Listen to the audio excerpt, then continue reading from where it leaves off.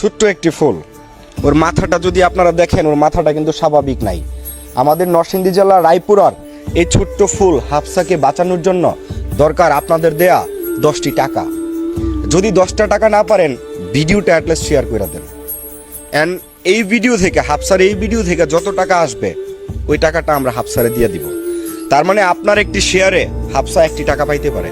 আপনি মনে রাখবেন, আপনার 10টা টাকা দেওয়ার সামর্থ্য নাই, কিন্তু আপনি একটা শেয়ার করলেন, ভিডিওটা আরেকজন দেখলো, সে হাফসারে 10টা টাকা দিল।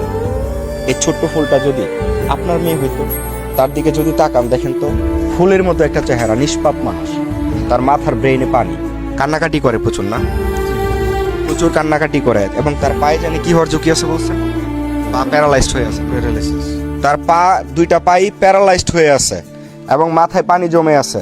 পিঠে টিউমার হয়েছিল, এটা অপারেশন করা হয়েছে, মেরুদণ্ডের সমস্যা।